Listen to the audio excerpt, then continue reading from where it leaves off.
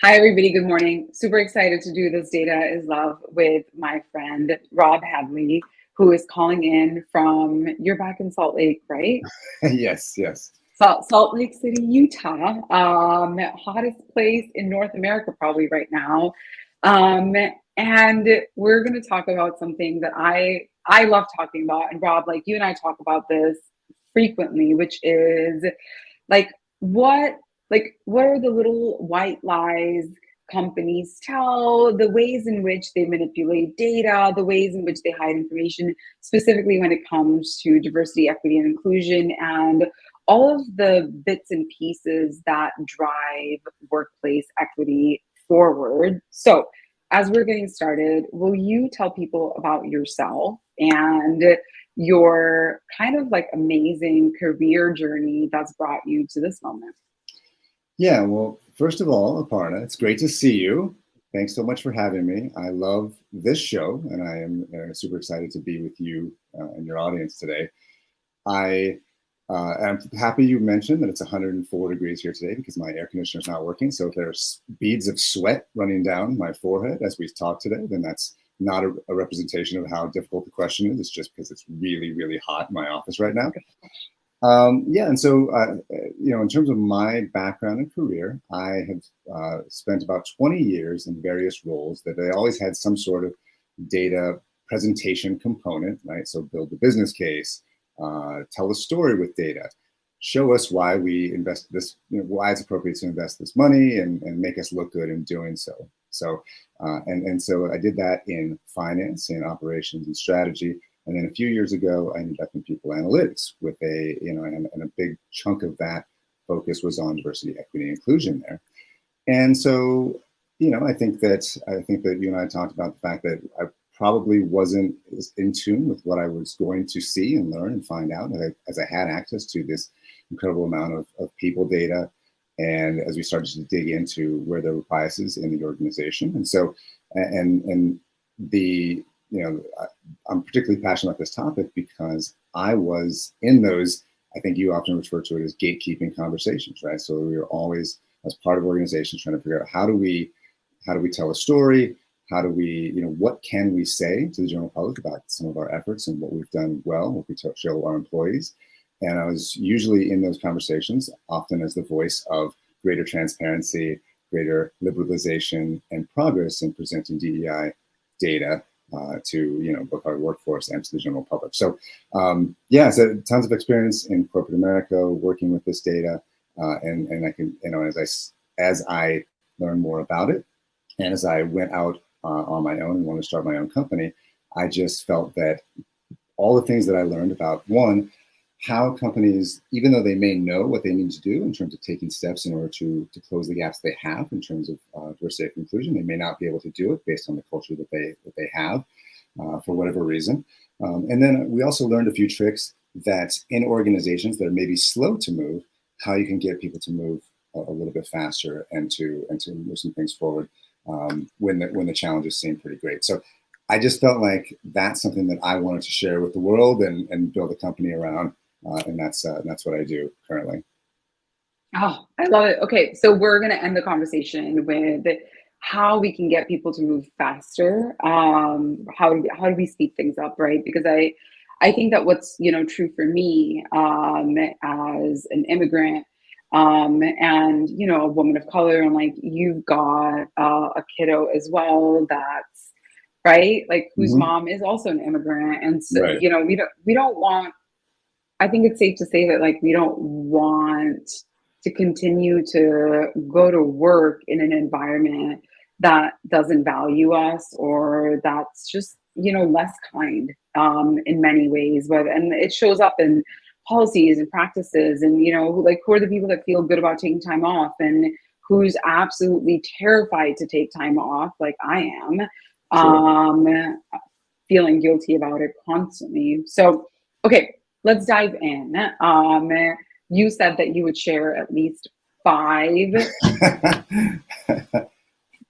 white Five. lies. Yeah. Could Well, be let's see. three. Let's Yeah. start with okay. Let's start with the first one. What is yeah? What's the number one thing that sort of annoys you when it comes to people data? And I do want to, right? So we've talked about lies, misrepresentation, white lies, right? And so I think that what I've come to we talked about doing this presentation, and I started to dive into some of the companies that I was familiar with and the way that they presented data. And Yeah. I know that people are working hard out there, especially in big companies, trying to present this data in the fairest possible way. And so what I think I've come to is that it's more of a case oftentimes of how an organization or company does everything is how they're going to do anything, right? So that whatever the underlying culture that they have is going to seep its way into how they present progress with diversity, equity, inclusion. So I've gone from calling them lies to I call them now shit that just really annoys me about the way the companies present their data. And you might say, Rob, well, you're easily annoyed. That's possible, right? But I think it annoys employees. I think it annoys candidates. I think some of these things annoy, obviously, a thought leader like yourself and consultants in the DEI space, as well as DEI leaders, ERG leaders, and investors that want to invest in companies and feel like they're investing in a company that takes diversity, equity, and inclusion seriously. So it annoys everyone, not just me. So the first thing on my list is really just, and a lot of these things really stem from the same problem. It's the over-aggregation or summarization of data, particularly with regard to representation, right? And so a bad DEI report usually starts with too much aggregation in terms of representation data. And so that is, we're going to show everything BIPOC versus white, or we're going to show diverse people. And again, no person can be diverse. We're going to call diverse people versus our white population, right? And so, and what that does and why that annoys me so much is because each of our underrepresented or underestimated or minoritized groups face different challenges in the workplace. And putting them all together is obviously, and often you do that because you don't want to reveal what's happening at a lower level, because there may be some very acute problems facing a certain group within it. So if you start to see some over-aggregation, it's because you start to think, well, what are you trying to hide there in terms of what you're showing us? So, the minimum standard for representation for me looks something like, those big categories. Like I've worked in corporate America for a long time. You could used to only be Black, African American, Hispanic, Latino. You could be Asian, or you can be other, or you could be white, right? Like those are the big things. And so I feel like we need to see those things. You need to go at least one level lower, right, for racial representation, right? And so I know that the product that you have, the Climate for DEI, does a really good job of diving one or two levels deeper in these things, right? So I don't want to necessarily see that you're Asian. I want to see what part of Asia are we from, right? Because different groups face different challenges. Then we also need to see, in terms of those representation metrics, we need to see gender with at least a non-binary option, preferably more, at least that, right? Again, I'm talking about the minimum standards here for representation presentation, not necessarily things that will help you solve problems in your organization. Those you need to get a little bit better and a little bit deeper, but I need to see age as well, somewhat by some appropriate cohort or generational cohort as well. Those are things that everyone has, and it can start there. This is to say nothing of the things that would be even more helpful, such as sexual orientation, disability, neurodiversity, socioeconomic class. Those are things that you need to have a really good self-ID campaign where you're working with your employees to understand their background and who they are. And that requires a greater level of trust. And that's what you want to have. But that's to say nothing of those things. And then I also want to see management levels, right? So representation at different management levels, the appropriate things that are for a particular organization. And then also by function, because again, different functions will, how they show up in different parts of the organization, or how different demographics will have different challenges, different functions in the organization. Right. So, and then we need to see it trending over time. Of course, we need to see at least 3 years of data of how things are progressing in your organization. If you want to, so, we'll settle for 3 years. If you want to pretend like none of these things existed for the until 3 years ago, which some organizations do, then that's fine. We'll pretend along with you, but at least give us 3 years. We can see how things are advancing. And so why do we need this? And I think I kind of mentioned it. We need it to see it at this level because if we start to have a good piece of representation data, if we start to see what's happening in different functions, if we know what's happening at different management levels, and we can see it over time, a story starts to emerge. And I can really understand what's happening in the organization and if you're making real progress in some of these key in some of these key areas. And if I can see that in that data, then I have a pretty good sense that the organization understands it as well, and they may be able to do something about it. And so, like, so it's really important that the representation available is not aggregated and over aggregated. Yes, 1,000 times, right? And I'm sure you hear this a lot from employers. They'll say, well, I don't want to get sued.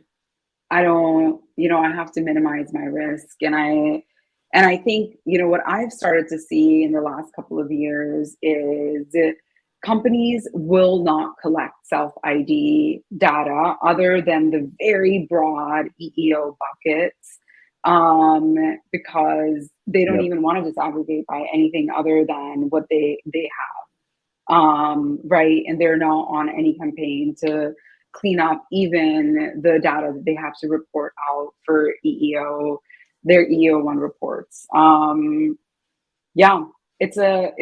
The disaggregation piece is it's a tricky one, right? Because I think that a lot of companies see that as potential risk, and at the same time, I think folks that are out implementing, they can't actually create programs or initiatives that are specific enough without that data. And then we find ourselves all going to these 2-hour unconscious bias or imposter syndrome or like whatever, like psychological safety, like I feel like there's like a new buzzword every month that's like very hot. And then we go to these 2 hours trainings and they have very little impact, if at all, because it's so generic, right? It's not differentiated based on what people are experiencing. And I want to, on the topic of disaggregation, so you talked quite a bit about representation, right? And having the demographic data at all of those levels. There's also, I think, like employee sentiment data that, right? And I'm curious, like what your position is on having access to, like, I think both like the hard data, like around representation, promotion velocity, but also the sentiment, like how am I experiencing my organization data? So a few things there that you touched on. And so, I think that one of the things that companies tend to overestimate or underestimate is the risk of not solving these problems as well, right? So obviously they're very in tune with the risk of collecting the data and then being sued because they have a problem. But they often they're often sued for not solving the problem, right? And so, any effective leader will will weigh those risks as well, right? And they will look at it and say, make sure that I'd rather solve the problem than take the chance that it goes unsolved and I have to pay up either way. This is also another annoying thing for me, and it's actually the presentation of the sentiment data, which you touched on and you were asking about, as a sign of progress or of how impressed our employees are with the efforts that we made so far, and over aggregating the presentation there as well, right? And so oftentimes they'll say, okay, look, we have this inclusion score, and it's 86%, which is really good for our industry. And the question I always have, okay, well, first of all, are you differentiating between who feels that way? First of all, like what are the inclusion scores at those representation markers that we just spoke about, right? So you're white, you go out and you ask your white employees, are we an inclusive workplace? And they say, wow, we're really inclusive. Things are great. And then different groups might say something differently, right? And you have to understand that. And you have to present that in order for me to really understand and respect the efforts that you're making. And then the thing that really annoys me is oftentimes, like you said, that you'll have real data to support the sentiment that you're asking people, right? And so I want to back up one second. So inclusion score will have, so there are so many different models of an inclusion score, right? So Gartner has an inclusion model that's 8 different components, right? So psychological safety and fairness and the way that you get along with your manager, et cetera, et cetera. And there are many others, and they're all appropriate, and a lot of them are very good, and they're driven by real data science. And each company will make the determination of what's the right inclusion score for them. Totally great.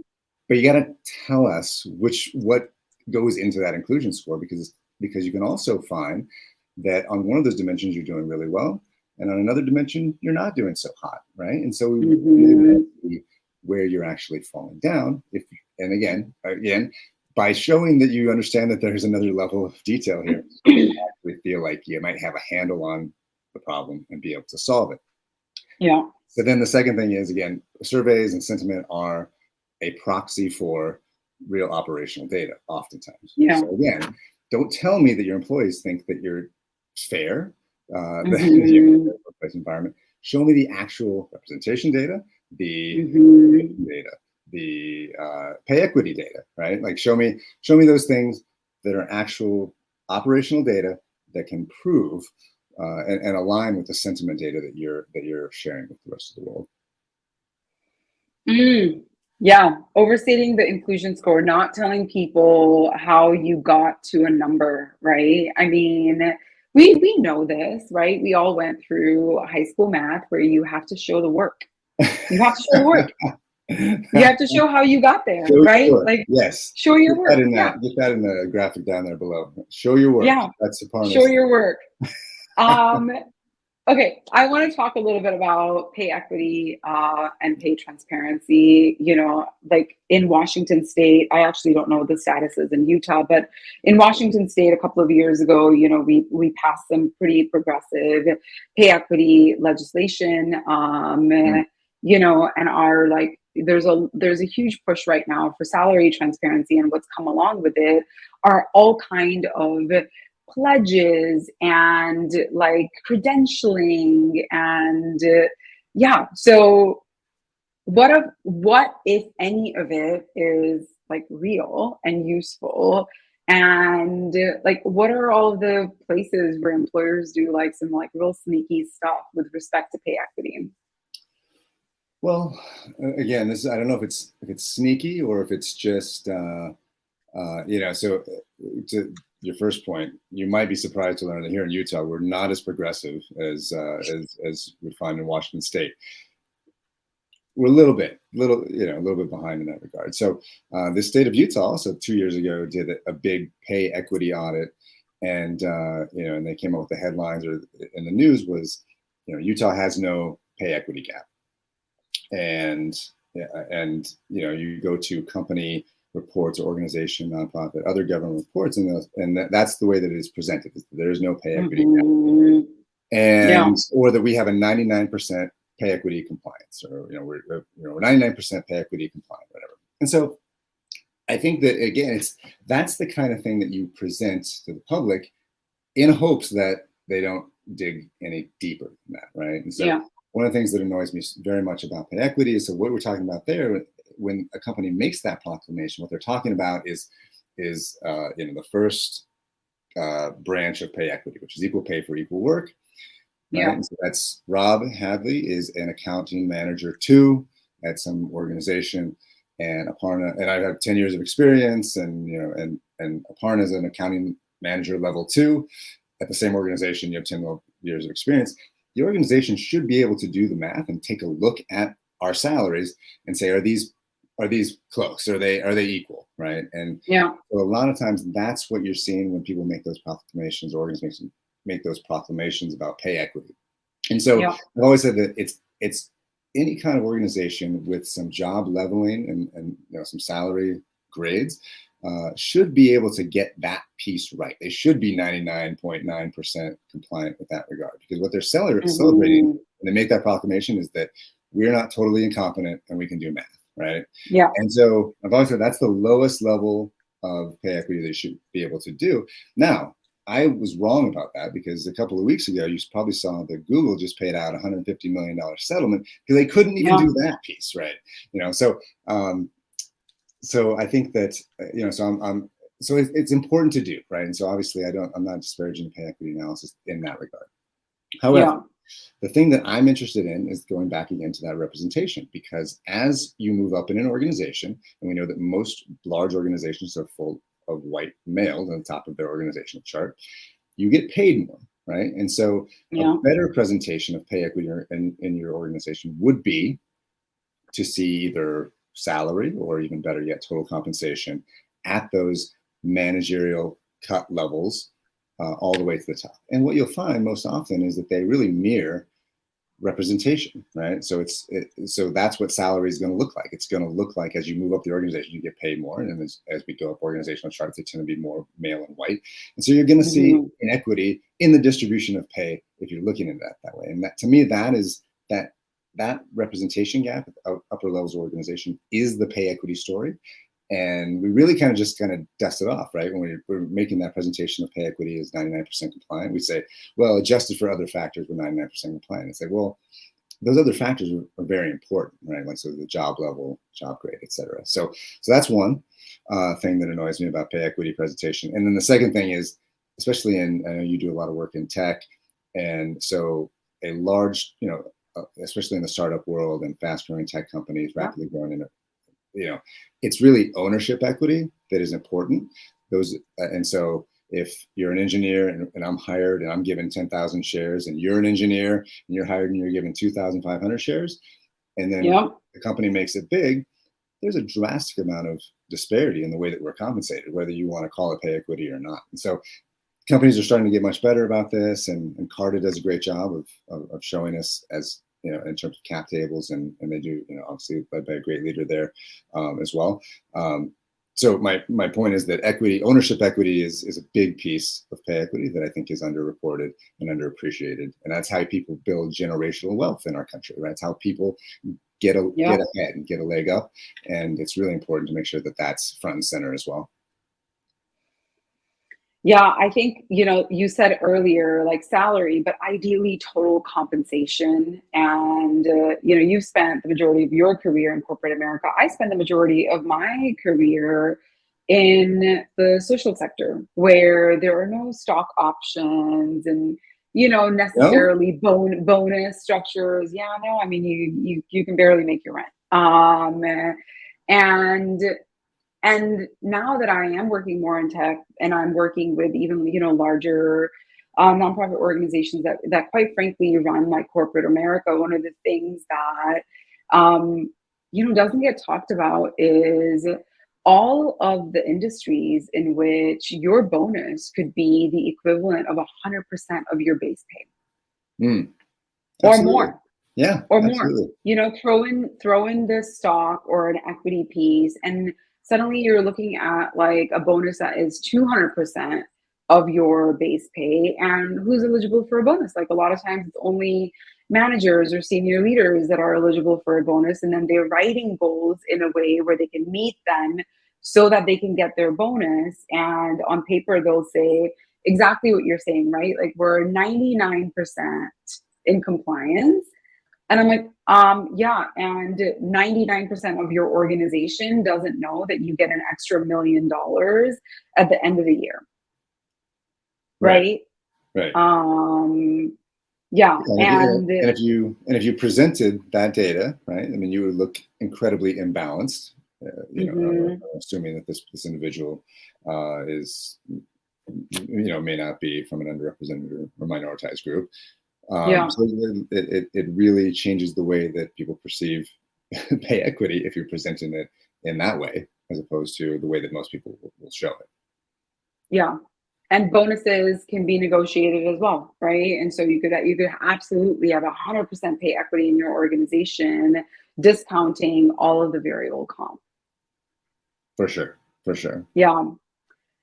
I really hope that like Glassdoor and PayScale and some of these other companies start to have like variable comp as a component that they show. So they're not only just showing you the base, but all of these other things that are the difference between, building generational wealth and just, making your mortgage payments bit by bit. Okay. One last thing that I want to talk about, and we've touched on it, is surveys.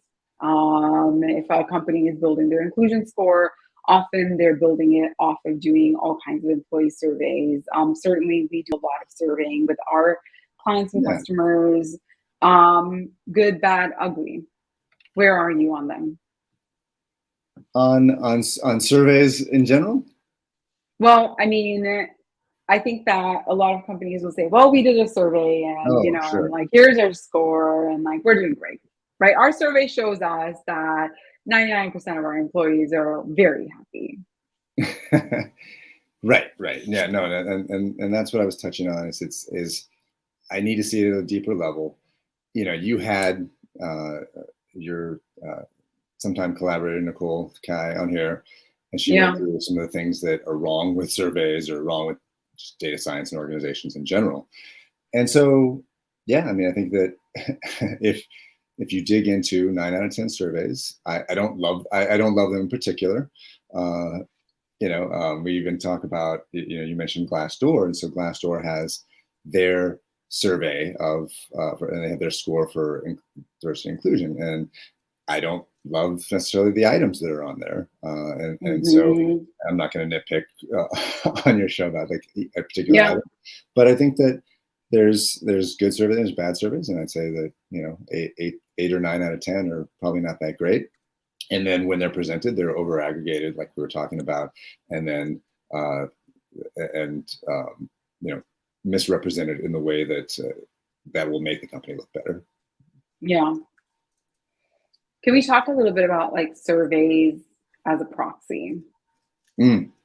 Yeah, no, that's again, there's operational data that will, so if you break down what what inclusion is, and present, hey, like companies are over eager to show, or that something that's positive in their favor in terms of like positive employee sentiment, and they're over eager to ask how they're doing on a process that has real data that supports it, right? And so that's and this is something that you don't have to take my word for it. That you're very, very successful neighbor up there in Seattle, Jeff Bezos, applies this, in terms of Amazon, right? Like, he's not that interested in customer surveys about how well people feel about the delivery of their package. He wants to know real data about when did it actually get there, did it meet expectations, our expectations, and then and then also are we getting repeat business as well, right? So those metrics are more important than how people necessarily tell you they feel, because they might not tell you exactly how they feel. They might not necessarily understand how they feel, and so it's really important to have operational data to back it up. Again, instead of asking people how fair we are as a company, show me how fair you are based on the operational people data that you have, and present it in a very fair manner. And that will show me a lot more than actually asking people how fair we are as a company. Yeah. And do companies tend to have it? Like, in your experience, do companies tend to have that operational data? I mean, of course, Amazon has it. Yeah. Do they have the operational data? Yeah, it's there. It exists. They usually run their organization based on it. They're getting, they may have gaps, but if your goal is to show the operational data that will show you how you're actually doing and on diversity, equity, and inclusion, then and you have a gap in terms of what you have in terms of that operational data, then you know that you can work toward it, and that can be something that you work on as well, right? So, but just that mindset of we're going to be very focused on the operational data that will show us if we're actually making progress, will help you achieve a more inclusive workplace for your organization. Here for it. Okay, so we have a couple of minutes left, and at the beginning you said you've learned a few tricks on getting people to move a little bit faster, and I think that when it comes to DE&I data, a company can have the most brilliant dashboards about like delivery times and fulfillment times, but then when it comes to, I think, equity and inclusion and diverse representation, they are hesitant. Mm-hmm. to collect it, to disaggregate it, to share it. How do we get people to move a little faster? Well, I think I think you touched on it. It's the leadership framing that is really important. It's the leadership behaviors that are very important in terms of making this happen, right?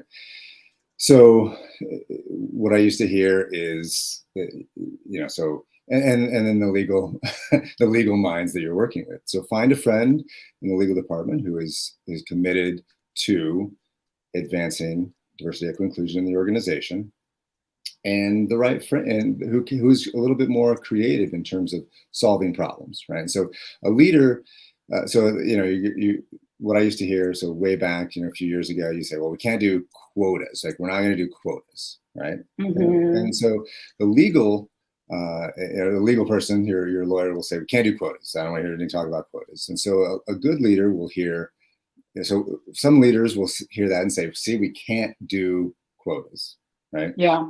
But an effective leader will say, okay, no, we can't say quotas, but we can solve a representation problem, right? We can solve an equity problem, or we can root out bias in our hiring process. We can root out bias in our performance rating process. And then it just becomes data, right? Then it just becomes, we're trying to make something equitable for everyone. And so if you start to frame it that way, of course, corrective action when there has been bias historically will lead to some changes in the way that that things are done, and that may change the representation of certain groups. But that's okay if you're making sure that your target is equity. If you're making sure that your target in terms of representation is that people are represented at the appropriate and fair level, as opposed to, and so it's just a mindset shift. And so once you make that mindset shift that we're talking about equity, we're talking about making sure that people aren't necessarily over or underrepresented, right? So right, then people start to solve problems, and then they can use that data in a very appropriate way, and a way that people don't get nervous, right? So if your leader's having a conversation about hitting a target, that may make them uncomfortable. If they're having a conversation about equity in the hiring process, and here's the data that backs up that here's the things that we're doing to make sure that it's more equitable, that's a pretty comfortable conversation for most people as well. So I think that the people, so your legal, the legal department that you're working with, someone who's a little bit more progressive, and then the way that you as a people analytics department or DEI leader is having conversations with your leader can make them more comfortable as well.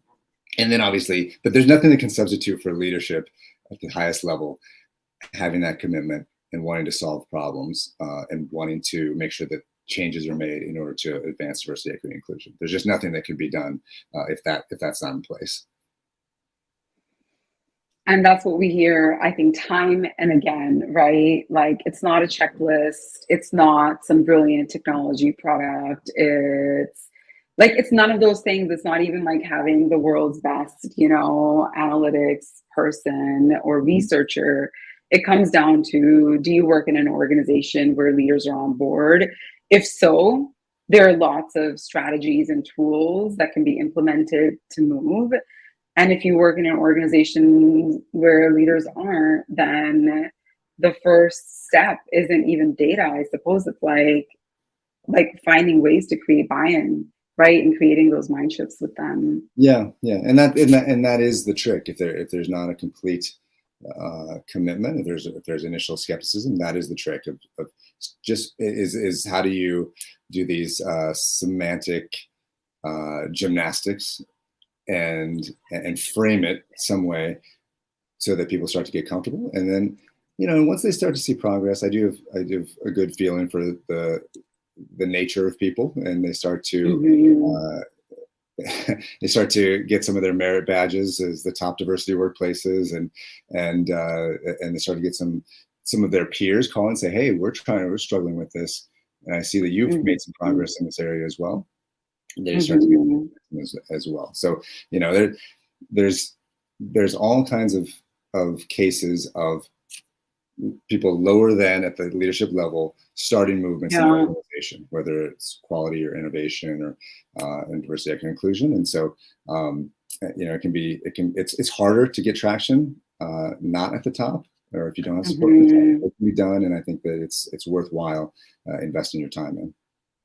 Ooh, okay. All right. So we're not going to discount the employee activism piece as a Not lifelong completely. organizer and activist. I think that, um, I think that we've seen like big, shifts in here's the great resignation, right? And so like employers get your act together. And I think in tech specifically, the last maybe month and a half has really been like, oh, millennials and Gen Z, like you think that you're going to force our hand. By the way, we're going to lay all of you off, right? So Mhm, we've seen like mass layoffs, which aren't like in the grand scheme of things very mass, mhm, right? mhm. Like it's not companies that are, with 500,000 employees that are laying off 30% of their workforce. It's Twitter laying off 100 employees. Sure. And yeah, that really sucks for the 100 people, but it's not really mass in the sense of the word. Like in gross numbers, it's not actually mass. So, um, so I think that with all of that said, I do see a trend with younger people really asking for greater transparency, asking for accountability, and like really pushing the dialogue. And I think they're doing it in places like TikTok, where, by the way, most bosses are not hanging out. And there are conversations being had in channels that, like me, even as a 37-year-old, I'm like, what is this platform? I don't know. I'm not on it, You're not you on TikTok? know. I'm not on TikTok. Uh, I'm I told I have to be on can't. TikTok. Yeah. Yeah, no, I can't. I can't do it. I haven't created any like viral videos or like choreographed dances, but but I feel like I read enough to know that there are ways in which employees, especially younger people, are building movements that are new and that are gonna push like hands of progressive employers to show their cards a bit more. I think your observation is 100% correct. I 100% agree with that. And doesn't that make you hopeful, right, for the future? It really makes me hopeful. I think that there's tremendous movement.